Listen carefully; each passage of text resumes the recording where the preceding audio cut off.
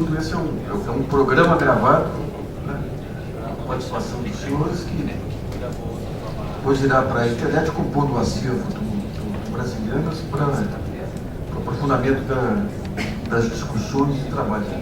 Nós estamos lançando nos próximos 20 dias uma sala da indústria, que vai discutir a questão de política industrial, todos os elementos aí, o Plano Brasil Maior, os diversos planos que aconteceram. E para essa abertura nós convidamos o Alessandro Teixeira, que agradecer aí a participação dele, secretário executivo do Ministério do Desenvolvimento, Indústria e Comércio. O Alessandro é uma das cabeças que surgiram aí nos últimos anos com uma visão ampla do processo industrial de forma integrada. Fez um belo trabalho na Apex, tem do ponto de vista conceitual aí, um dos membros mais sólidos do governo para entender o que é o dinamismo aí do desenvolvimento, e vai nos expor então esse desenho de Brasil que se espera aí a partir desses sucessivos planos industriais. Alessandro, você. Obrigado, Luiz. É um prazer estar com os senhores. Não, tá ligado. É um prazer estar aqui nessa manhã com os senhores. Eu vou tentar ser rápido, vocês vão poder ter a oportunidade de escutar os colegas de governo, como o diretor da FINEP, João Denegri, sobre um aspecto importante da questão da inovação. Então eu vou me ater um pouco a falar um pouco da macroestrutura e como é que o governo vem vendo principalmente essa questão no cenário internacional, no contexto da economia brasileira, no contexto futuro do que nós esperamos para a economia brasileira. O painel, Luiz, primeiro eu queria te parabenizar, o que queremos, o país que queremos ser, né? Isso é muito importante porque nós acreditamos que desde o presidente Lula nós apresentamos um projeto de país para o Brasil, nós temos clareza do que nós queremos com o Brasil. Então, quando nós vemos os dados, eu vou poder mostrar um pouquinho dos resultados que nós atingimos aí, pelo menos nessa última década. Isso tem sido consequência do nosso trabalho. Eu não sei se alguém vai passar, mas eu queria falar só rapidamente, Letícia, eu acho que tu pode ajudar ali. Eu queria falar, pode passar direto para o primeiro slide, pode passar, por favor. Sim. Não, teve um problema aqui. Então tá, então pode passar o próximo, por favor. Isso aí. Eu queria iniciar falando um pouquinho do contexto internacional. Muita gente não se apercebe, mas nesse ano de 2012, principalmente com o aprofundamento da crise internacional, que nós sabemos que muitos economistas internacionais chamam essa crise de segundo mergulho, que o primeiro mergulho foi a crise em 2008, com Lehman Brothers nos Estados Unidos, mas na verdade é a mesma crise, né? É um efeito que ele teve um efeito atrasado na União Europeia. Vocês veem que o efeito começou no setor imobiliário americano, mas logo passou para os bancos. Nós temos basicamente uma crise no modelo, eu diria não só no modelo de desenvolvimento, mas no modelo de financiamento do processo de desenvolvimento dos países desenvolvidos. O que isso tem acontecido? Obrigado. Passa para aqui. O que isso tem acontecido? Tem acontecido que a partir de 2012, a partir desse ano, final desse ano, se nós compararmos a taxa de crescimento dos países desenvolvidos e dos em desenvolvimento, os países em desenvolvimento vão passar na geração do PIB os países desenvolvidos. Então, mais de 50% da riqueza mundial vai ser gerada por economias em desenvolvimento. Isso tem uma mudança do ponto de vista geopolítico muito forte. Obviamente a gente sente isso tanto no Brasil, do ponto de vista da participação do Brasil e da importância do Brasil na América Latina.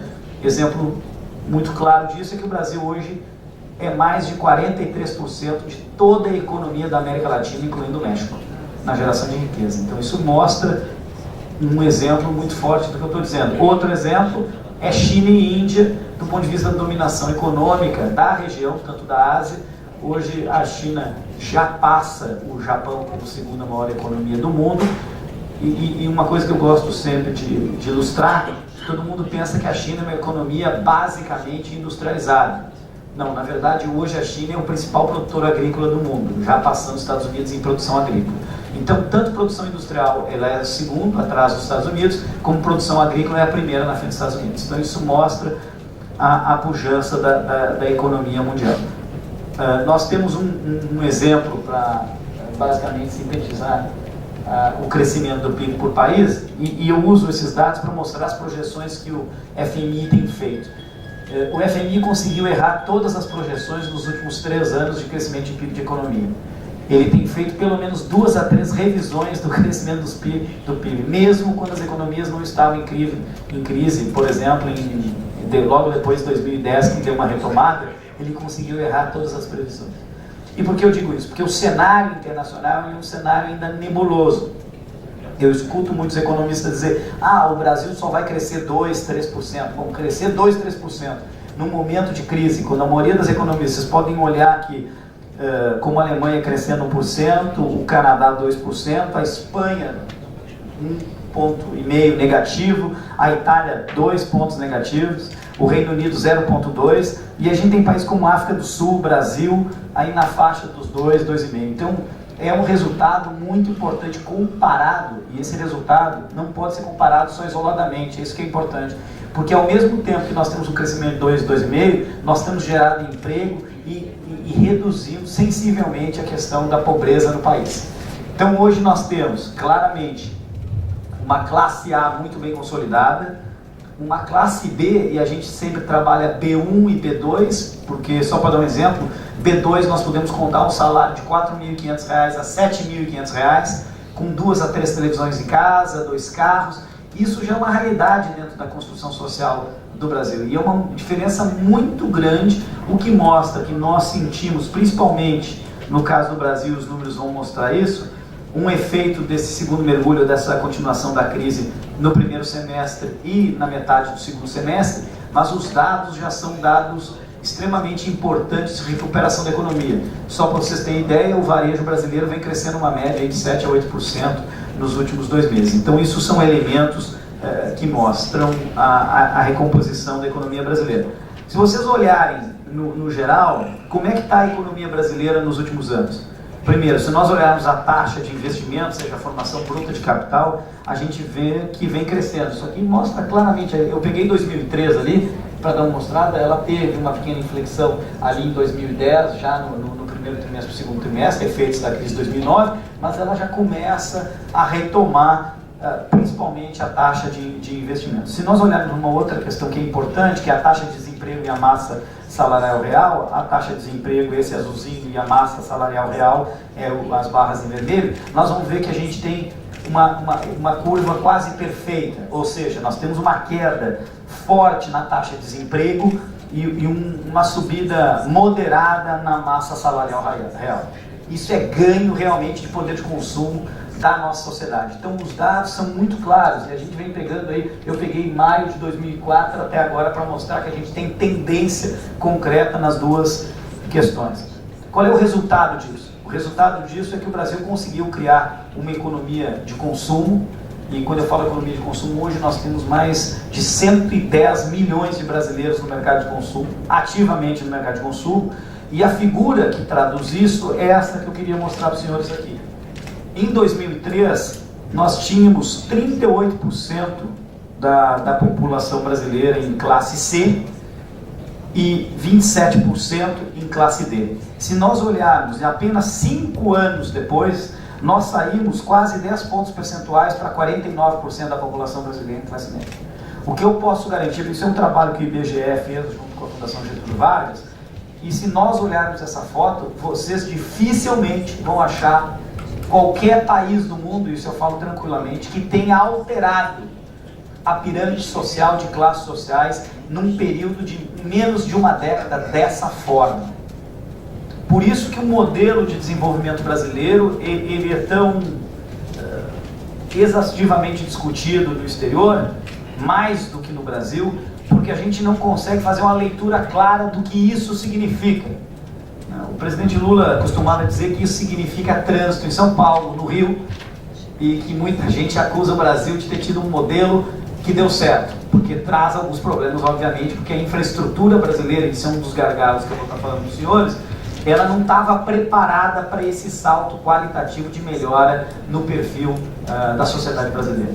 O mais importante de tudo isso é que se nós pegarmos a classe E, que era uma classe que tinha 28% da população, quer dizer, é um valor expressivo do tempo de pobreza, nós vamos chegar em 2014 fechando 8% e provavelmente, se tudo correr bem no segundo período da presidenta Dilma, nós vamos terminar, obviamente, mas isso deve ser reduzido a níveis mínimos ou níveis de países desenvolvidos, tendo uma concentração muito forte na classe C, principalmente, e na classe A e B. Porque se nós olharmos a classe A e B, que é o que nós chamamos de vulgarmente ricos, nós tínhamos 7%, hoje nós já estamos com 16%. Então nós tivemos não aquele crescimento para cima, que melhorou... Você está falando de 2014, né? É, daqui 2 anos. Se tu olhar agora, saiu de 7 para 11.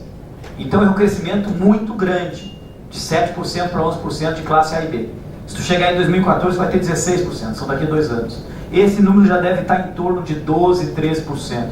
Então, só para te ter ideia da velocidade de crescimento que nós temos do ponto de vista de... E isso pode ser visto de qualquer forma, não só na qualidade de vida da população brasileira. Obviamente que eu quero dizer o seguinte: nós temos problemas advindos desse crescimento, claro que temos. Problemas principalmente de infraestrutura. Porque o salto que nós temos aqui em qualquer outro país é um salto de 3 décadas. Nós conseguimos fazer isso em 1 década. Então isso causa gargalos severos para a economia brasileira. Do ponto de vista de produção, do ponto de vista de mobilidade urbana, do ponto de vista, inclusive, de toda a parte de infraestrutura básica da população brasileira. E é isso que nós temos que atacar. Do ponto de vista do governo, o que tem acontecido? Nós temos diminuído a dívida líquida do setor público, mas ao mesmo tempo cria uma situação onde o setor público tem que investir cada vez mais. Então, portanto, tem um trade-off aqui entre o tamanho do Estado, a discussão do tamanho da eficiência do Estado, vis-à-vis as necessidades que nós precisamos colocar basicamente para a sociedade brasileira.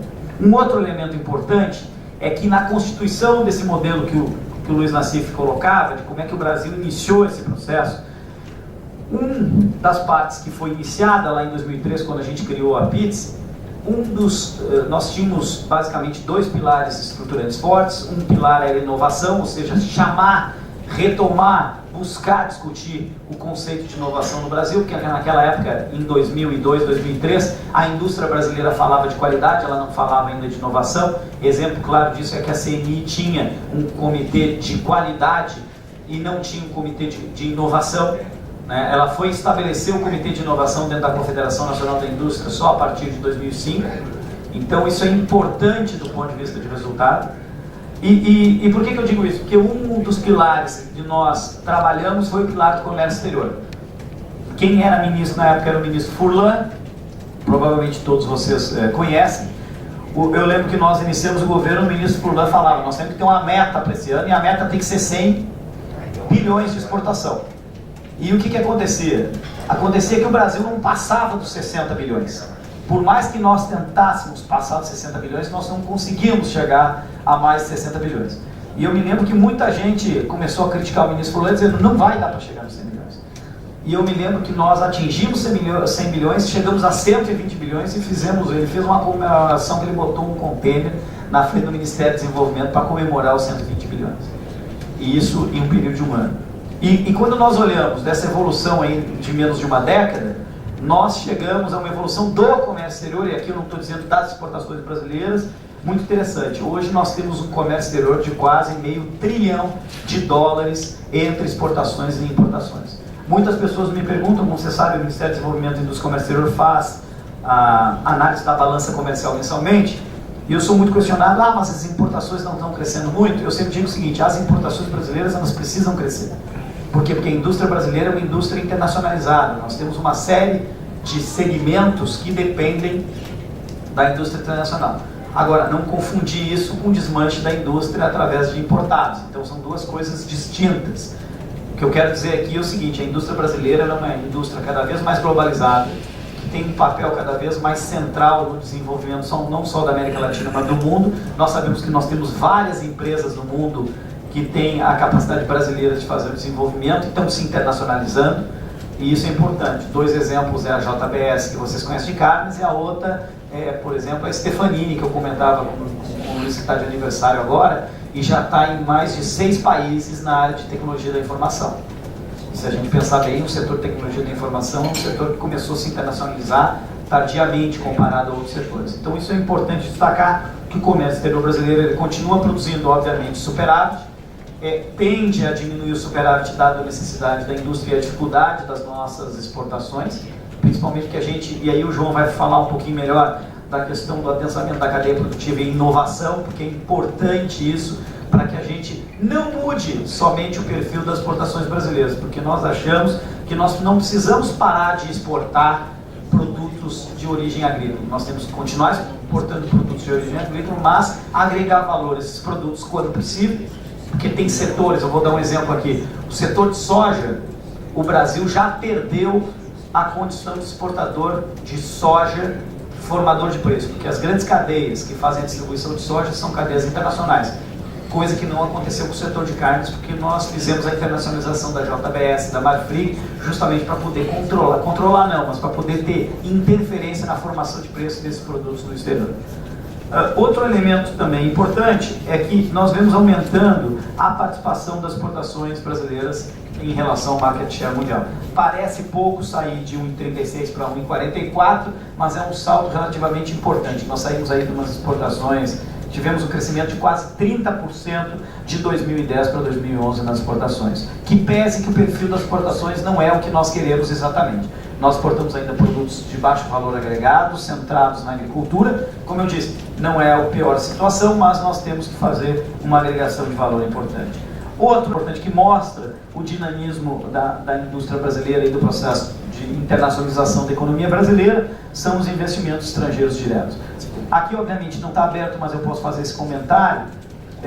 Os investimentos estrangeiros diretos, eles saíram de uma média aí da casa dos 19 bilhões aí no início de 2000, 2002, passando a quase 60 bilhões aí em 2012. Não só isso, nós no cenário internacional hoje temos uma certa preponderância quanto à questão da atração de investimentos. O Brasil, ele só, no percentual de crescimento, ele só perdeu para a China. Eu tenho a felicidade até o mês que vem, provavelmente, de dirigir uma agência das Nações Unidas ligada à área de atração de investimentos, que se chama o IPA, que é a Associação Mundial das Agências de Atração de Investimento, e a gente nota a diferença que os outros países olham para o Brasil na capacidade de atração de investimento. Metade desse valor, um pouco menos da metade, em torno de 25 bilhões, são em projetos que nós chamamos de projetos Greenfield. São projetos novos para investimentos novos.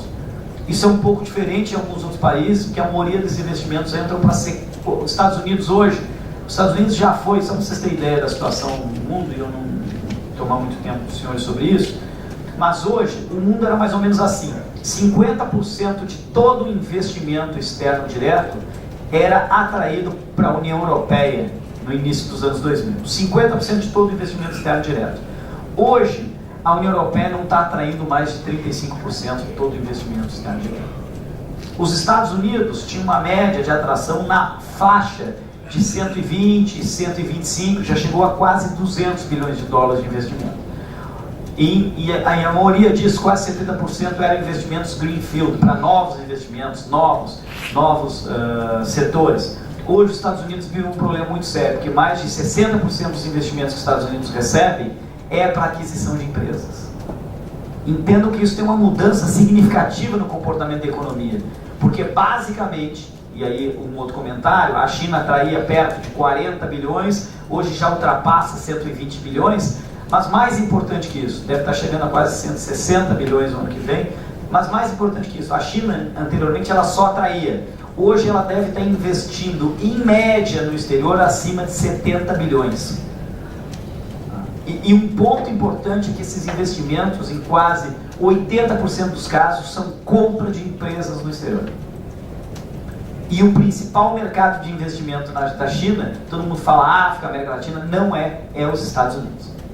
Então, tem números que se fala, isso não são números formais, né, mas dizem que setores como o setor farmacêutico e outros segmentos da indústria americana já estão sendo comprados pelas empresas chinesas para poder fazer uma coisa que é muito inteligente, tem que se elogiar a política chinesa nesse sentido. Se compram as empresas para fazer upgrade tecnológico, ou seja, num determinado setor a China não tem a tecnologia, sabe que vai levar mais de uma década para desenvolver, ela vai no mercado, vê qual é a empresa que está fazendo essa tecnologia, adquire a empresa e faz a transferência tecnológica. Isso aconteceu muito no Silicon Valley americano. Várias das empresas, pequenas empresas, de internet, da área farmacêutica, de pesquisa de biotecnologia, nanotecnologia, foram adquiridas pela China, e aí nós podemos dizer pelo governo chinês para fazer desenvolvimento tecnológico. Isso é uma política muito bem feita, muito bem estruturada, se casada com o desenvolvimento industrial. Nós, principalmente nesse momento de crise, nós vamos observando os resultados que o Brasil vem tendo com a questão econômica. Primeiro, e eu trouxe aqui, senhores, até junho de 2012, vocês podem ver, é o índice de nível de atividade econômica. Então, a gente vê claramente que se a gente pegar ali em 2008, a gente teve uma queda, subiu, daí teve uma queda em junho de 2010, daí subiu, daí diminuiu um pouquinho, agora em junho de 2011, e vem o início da retomada. A extraordinária significa o quê? Aquilo dali é a pontuação do índice, é um índice calculado que vem de 100% para cima, então ele retoma toda a parte de nível de atividade da economia. Um outro ponto importante, e aqui tem que ser colocado, porque isso mede para nós, no governo principalmente, são os desembolsos totais do BNDES, porque é um banco que tem a capacidade de financiamento da economia brasileira hoje, em grande medida, e vários dos bancos privados são repassadores. Aqui eu queria colocar um importante elemento, eu estou pegando maio de 98, para vocês terem ideia, mas o BNDES em maio de 98, 99, ele estava na faixa de empréstimo em torno de 20 bilhões.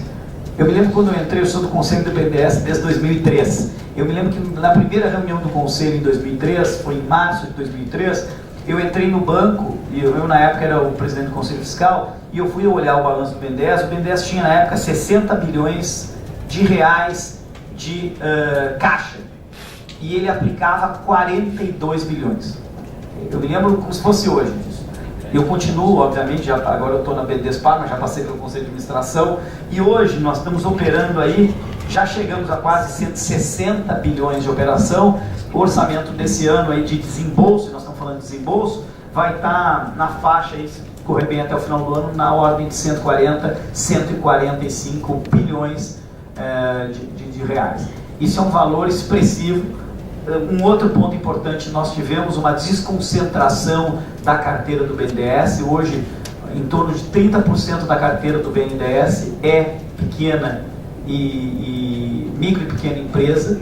Então, isso é importante. Se nós considerarmos a média empresa e um cálculo diferente, nós devemos chegar a 40% do banco micro, pequena e média empresa. Obviamente é um banco, nós temos que entender isso, ele é um banco de financiamento de longo prazo, então ele basicamente foi criado para financiar investimento, por isso que a parcela de grande empresa, média e grande empresa, é a maior do banco. O que acontece? Nos últimos anos o banco tem se esforçado muito para fazer um trabalho de financiamento e pegar uma parcela importante da pequena e média empresa. Exemplo claro desses projetos são a parte de Finame, vocês sabem, toda a compra de máquinas e equipamentos é feita do Finame, é o que nós chamamos de finamização dos materiais. Isso é um ponto importante. E o segundo ponto importante, também colocado, é uma questão muito clara para nós, que é o cartão BNDES. Né? O presidente da ABIMAC pode falar melhor sobre o cartão BNDES, já que ele é o principal setor que toma o cartão BNDES, né, Luiz? Ótimo problema. Então, isso é importante.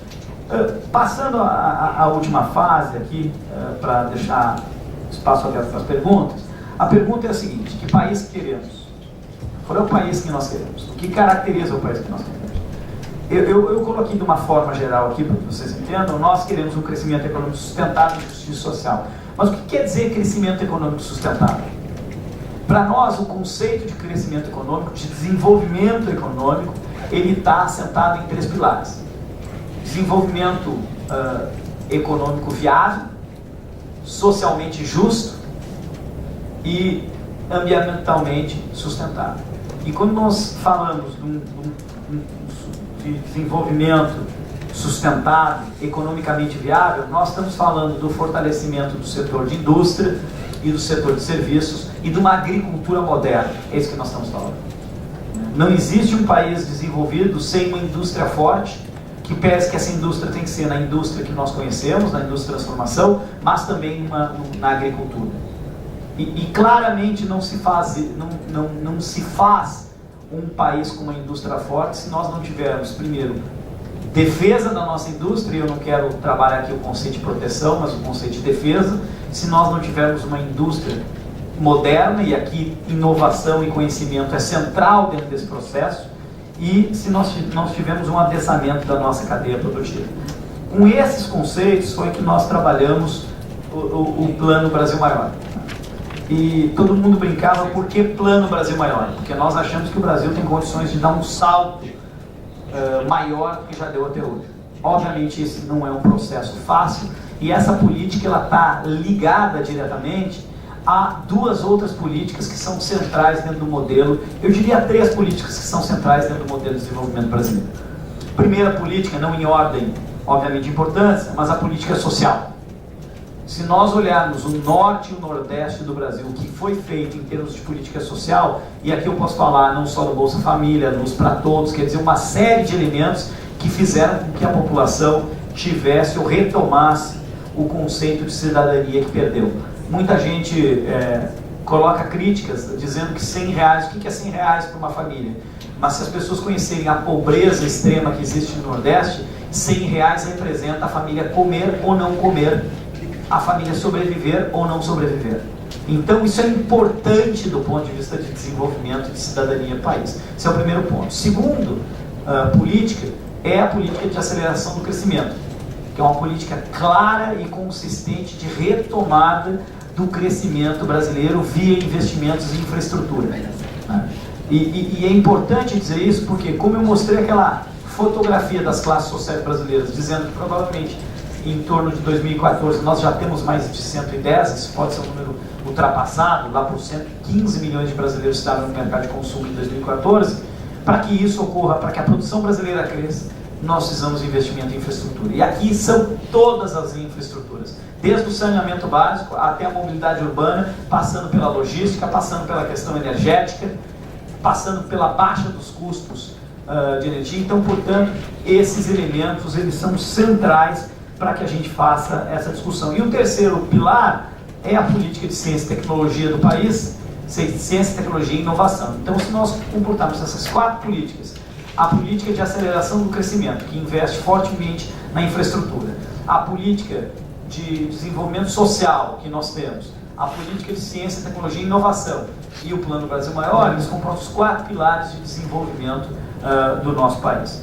Obviamente, quando nós trabalhamos especificamente o Plano Brasil Maior, nós vimos que nós temos um mercado interno grande e dinâmico, então, portanto, a gente tem uma capacidade de sustentar o crescimento.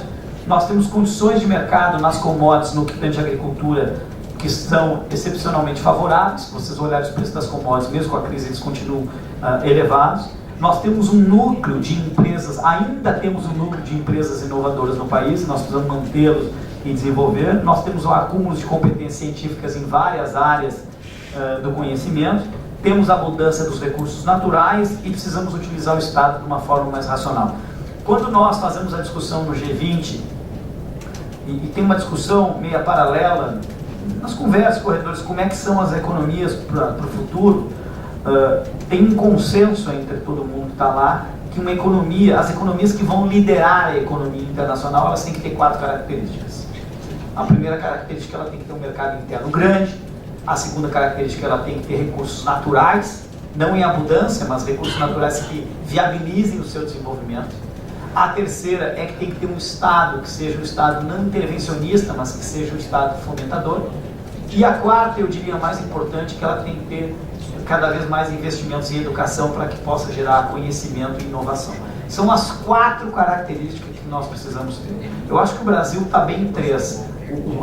A quarta é que nós precisamos melhorar, e eu acho que nós temos consciência disso, por isso que eu falo, e vocês vão ver, em nome do governo brasileiro, que isso é uma questão central dentro do processo de desenvolvimento. Do ponto de vista da política como um todo, eu vou passar rapidamente, isso aqui depois vai ser falado aqui, mas nós temos uma preocupação, obviamente, com o desenvolvimento que nós chamamos de desenvolvimento sustentável, não confundam com ambientalmente sustentável, desenvolvimento que tenha sustentação no tempo, e que nós chamamos de inovar e investir, porque nós precisamos ampliar a competitividade para sustentar o crescimento.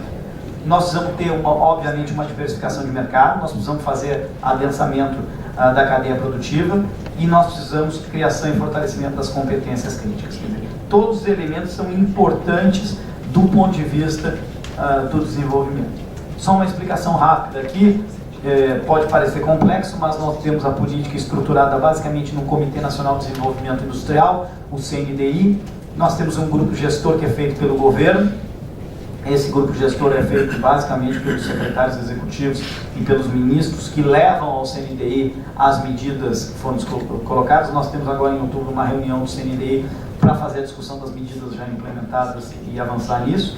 E nós temos de um lado, né, que são o lado direito, nós temos o que nós chamamos de coordenações sistêmicas, que são fóruns de discussões sistêmicas, e do lado esquerdo nós temos os conselhos setoriais de competitividade. Qual é a ideia? Que dentro do conselho de competitividade nós discutamos políticas que sejam políticas para cadeias produtivas, e quando saia questões que são questões mais centrais e que têm correlação em todos os setores, então, por exemplo, de desburocratizar o processo de exportação, por exemplo, tem sido discutido em vários comitês. Isso sai daqui e passa para o Comitê de Comércio Exterior para que sejam elaboradas propostas e isso sai. Então, um exemplo, nós estamos reformando toda a área de defesa comercial do governo brasileiro. O nosso decreto de defesa comercial é da década de 60, para vocês terem ideia. É mais ou menos umas 400 páginas de estrutura de legislação de defesa comercial. Para que a gente seja mais rápido e mais ágil, nós precisamos fazer isso. Por que nós precisamos fazer isso? Porque quando a gente faz defesa comercial, um exemplo, isso é importante, as regras da OMC são muito claras.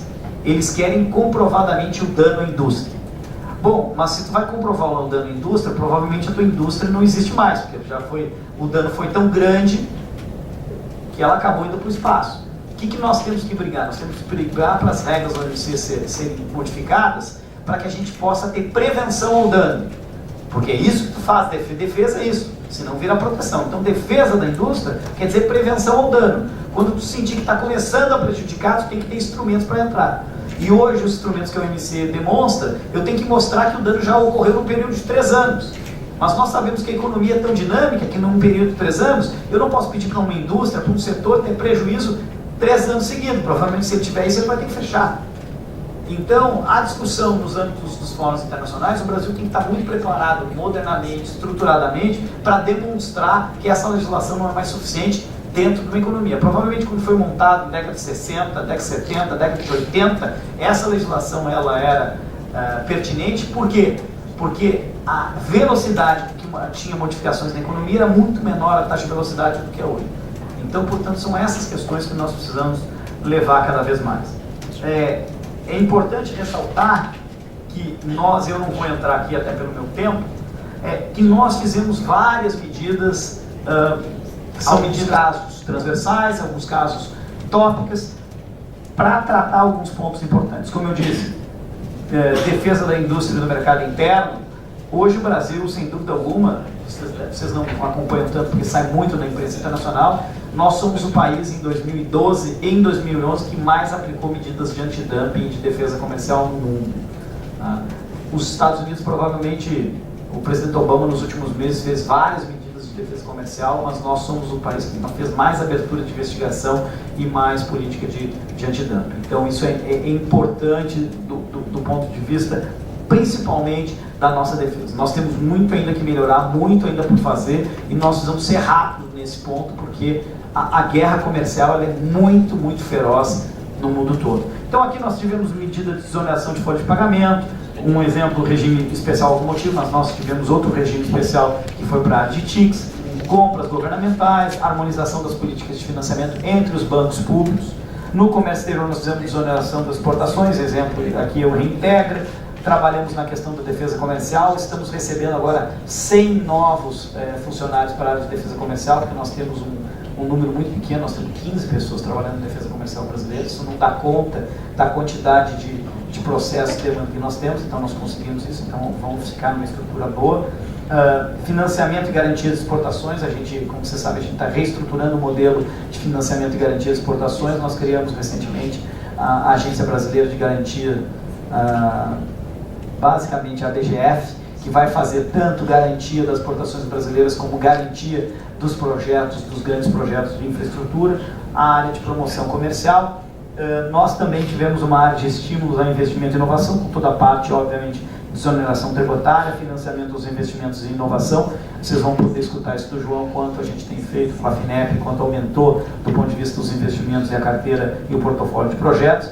Estamos trabalhando e já fizemos uma parte, mas temos ainda a melhorar o marco legal da inovação. Então nós tivemos uma série de medidas que nós fizemos ao longo aí desses 2 anos, 1 ano e meio de Plano Brasil Maior. Nós sabemos que ainda tem muito a ser feito. Nós sabemos que, como eu disse, na nossa área, comércio exterior, desenvolvimento, indústria é fundamental não só para o crescimento, mas para o desenvolvimento do Brasil. Muito obrigado, Luiz.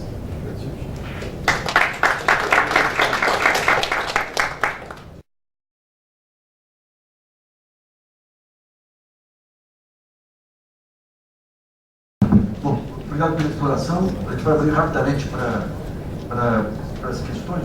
Alessandro, deixa eu fazer uma primeira questão. O que houve com o Brasil Maior, nos últimos tempos, foi uma mudança de rota. Você definiu um novo caminho aí, os pontos centrais. Agora, isso aí implica uma experimentação também. Por exemplo, essa questão de desoneração da folha. Anos de folha, de custos indiretos aí, meio pesados, levaram muitos setores, por exemplo, a terceirizar.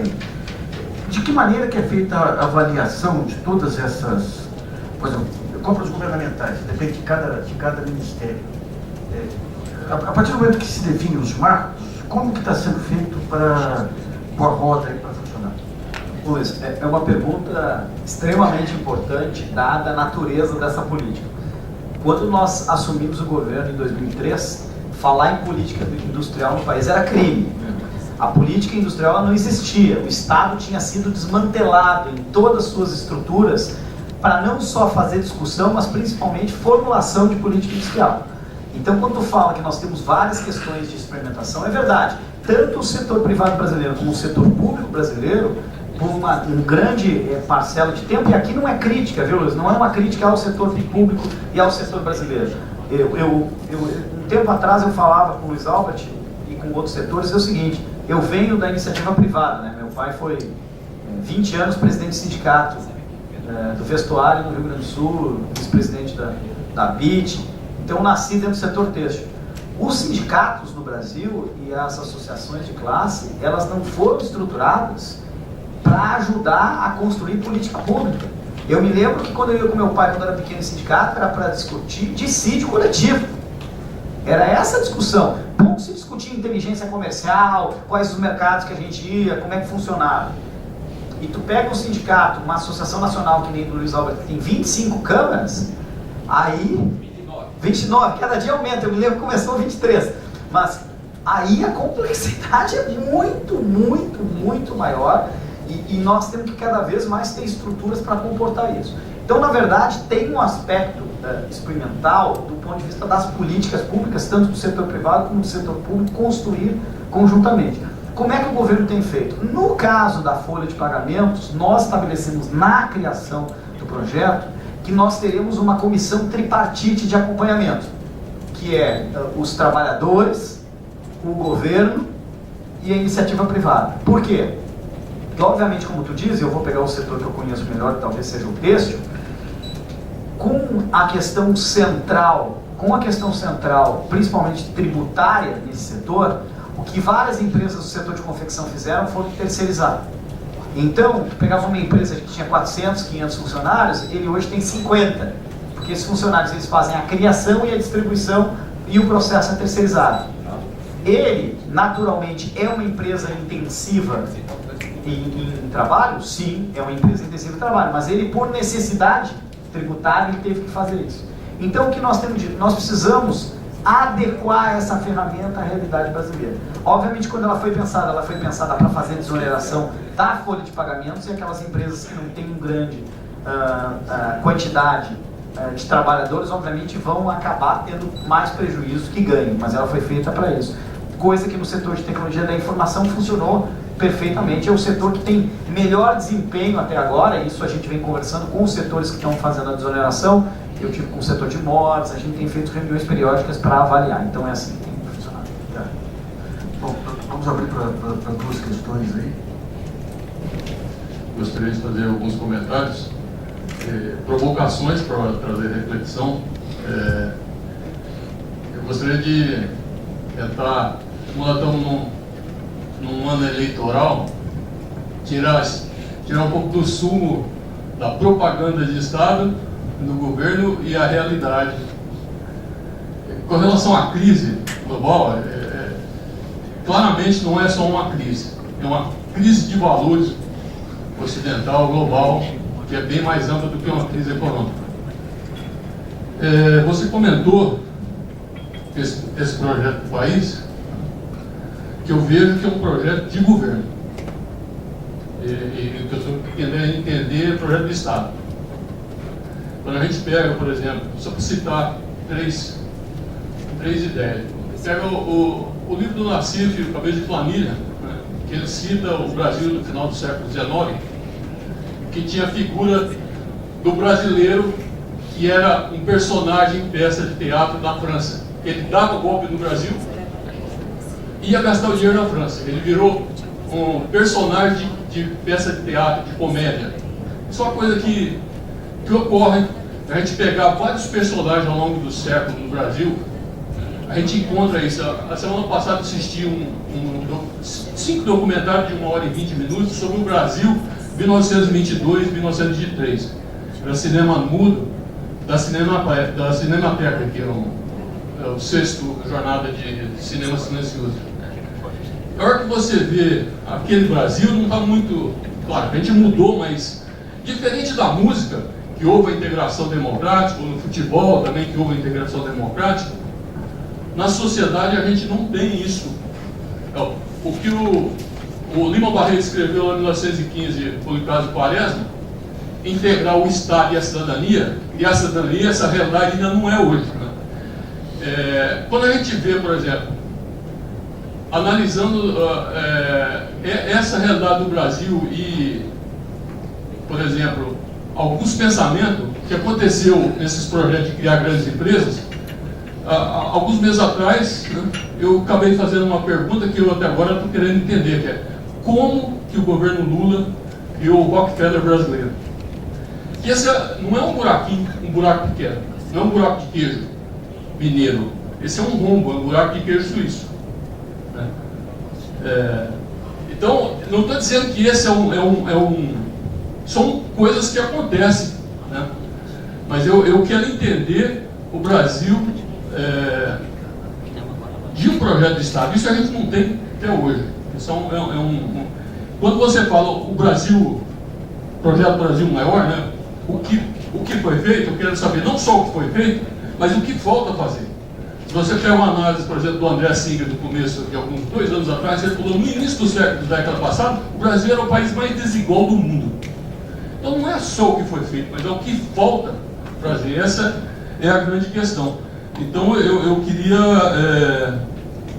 eu na verdade esperava gostaria de ter uma discussão mais de projeto de Estado, não só de propaganda de governo. Até, felizmente ou infelizmente, eu passei grande parte da minha vida no exterior. Estudando no exterior, né? Eu fiz meus estudos no exterior. Eu morei 8 anos. Não, mas não é o ponto que eu quero chegar. Então, eu acho que o Brasil mudou muito e continua mudando muito. Talvez a gente tenha um problema de eu ser do Sul, tu ser aqui do Sudeste, a gente não conhece a realidade brasileira, porque grande parte da população brasileira não vive aqui, em certa medida, vive no Norte e no Nordeste, ou a população que migrou para cá. E se a gente viajar um pouco o Brasil e sair um pouco da onde a gente vive, a gente vai ver que o Brasil tem outra realidade completamente diferente. Eu não estou falando de uma década só, porque você citou 1922, 1929, ele é um país completamente diferente, completamente, na sua essência e na sua forma de pensar também. Tem um livro que mostra isso, de um sociólogo, até de forma diferente, talvez eu não concorde com todas as ideias, se chama Cabeça de Brasileiro. Tu vai ver isso grande parte. Mas nós temos um defeito na sociedade brasileira, e que eu me incluo dentro disso, a gente gosta muito de criticar, mas gosta pouco de propor coisas novas. O brasileiro é muito conservador quanto às coisas novas, porque sempre tem aquela ideia, e eu acho até pela cultura, mas isso está mudando, como eu digo, vem uma geração nova aí, provavelmente que eu me incluo, que escutou a vida toda que o Brasil vai ser o país do futuro, né? Só que a gente não fazia o presente. Não existe futuro sem presente. Então, portanto, quando eu falo essas coisas, não é para fazer propaganda do governo. É porque, independente do governo ou não governo, a situação está mudando, só que tem várias pessoas que não querem aceitar a mudança da situação. Porque mudança é coisa nova. Coisa nova é difícil de aceitar. Então, quando fala que existe uma crise dos valores do mundo ocidental, eu concordo contigo. Existe uma crise dos valores ocidentais. Se a gente pegar, por exemplo, eu não vou abrir uma discussão sociológica aqui, nem filosófica, mas se a gente pegar o conceito de família hoje, ele é um conceito completamente deturpado do que era alguns anos atrás. E a gente vive num país cristão, onde a família sempre foi o centro da empresa, do desenvolvimento. Se nós pegarmos hoje, 98% das empresas são empresas familiares. Mais de 75% das empresas são micro e pequenas empresas, 98%. Mais de 75% dessas empresas são familiares. Então, como é que tu trabalha o conceito de empresa quando a família está brigando, né? E é claro isso, e está se diluindo. Então, eu queria te dizer primeiro o seguinte: o conceito de discussão de Estado, de projeto de Estado, ele só nasce a partir do conceito de discussão de governo. Se o governo tiver política e não aponte para a sociedade onde quer chegar, não tem projeto de Estado. E o importante é isso, porque quando eu não tenho política de governo, então eu não tenho o setor privado se articulando para fazer discussão. Depois que passar o governo do Lula, o governo do meu partido e vir outro governo, eu tenho certeza que o setor privado brasileiro vai continuar indo no governo discutindo e querendo política industrial, de defesa da indústria. Coisa que antes do meu governo, e não é propaganda eleitoral, não tinha espaço para fazer. Então, política de Estado só vai ser construída a partir de algumas décadas. Tu não constrói política de Estado em 1, 2, 3, porque a sociedade brasileira, para ter política de Estado, ela precisa ter consenso. E esse consenso, por muito tempo, não existiu. Não existiu que tinha que ter consenso. Vamos lembrar uma coisa célebre de um economista famoso. Primeiro nós temos que crescer o bolo para distribuir. Isso era consenso na sociedade brasileira. Isso é verdade? Não, é uma falácia. Nós precisamos... Consenso a gente não tem ainda. Não, pois é, mas tu só constrói política de Estado a partir de consenso. Entendeu? E o consenso só pode ser construído se o governo tiver uma política ativa. E quando o governo tem política ativa, o setor privado tem política ativa e a sociedade tem política ativa, aí tu tem política de Estado. Porque a política de Estado é o Estado brasileiro, que faz parte a sociedade, governo, legislativo. Então nós temos muito a avançar. E para concluir a tua resposta, é o seguinte: o país que queremos ser, eu te disse, o que nós precisamos fazer é uma discussão longa. Nós temos que passar por uma discussão reforma do Estado, nós temos que passar por uma discussão reforma do Judiciário, entendeu? Porque nós temos uma discussão muito pesada, qual é o comprometimento do Judiciário hoje dentro da política e da inclusão do cidadão. Então, é uma discussão que eu acho que, Luiz, pode chamar uma discussão para discutir o seguinte: quais são os pontos centrais que precisam ser tocados para o Brasil desamarrar e poder ser um país desenvolvido daqui a 10, 20, 30 anos. Eu acho que, só dar um pitaco rápido aí, você tem algumas mudanças que são estruturais em termos de pensamento, em termos de conceitos, de consenso, que surge a partir do momento que você cria uma sociedade de massa. Isso aí, quando você pega o próprio trabalho do André Singer, você pega os Estados Unidos do século XIX, quando ele cria a sociedade de massa, aquilo lá muda a política, muda o ativismo do cidadão, todo aquele voluntariado que marca os Estados Unidos, aquele ímpeto de empreendedorismo, tudo surge a partir do momento que você cria essa sociedade de massa. Isso é uma... Em geral, os economistas, eles tendem a ver a economia como uma coisa progressiva. Mas você tem a física explica melhor a economia. Você tem alguns momentos que você tem algumas mudanças que mudam a natureza, muda a dinâmica. Né? Então esse é o primeiro ponto aí. Que nós temos aí um conjunto de bandeiras que vinham desde os anos 70, 80, que eram absolutamente... serviam para a campanha eleitoral e nunca viraram prioridade. Vamos pegar a educação. A educação se pega o setor privado hoje com tudo quanto é ONG aí, ONG para todo lado aí, mostrando que a educação é fundamental. A gente fez um brasileiro muito interessante que tinha lá setor privado, esse todos pela educação, tinha a associação de secretárias de educação, tinha ONGs ligadas mais aos professores. Daí você começa a discutir o que precisa ter para a educação. Daí você tinha que ter um professor bem remunerado, plenas condições de trabalho e dadas essas condições, discussões, cobrança de resultado. Então você tem um caminho, o valor está dado. Para colocar em prática, daí entra questões orçamentárias, tudo que você tem que ter uma baita discussão, uma briga da própria sociedade para melhorar o percentual para a educação, mas você tem um foco. O que falta hoje? O foco que faltava ao país, aí que eu vejo, e daí a ação de governo foi fundamental para repor, digamos, a discussão, foi essa questão da defesa da produção nacional. O país cresce quando ele tem um mercado interno robusto, como foi colocado, e quando você tem uma produção interna competitiva, tanto para competir externamente quanto internamente.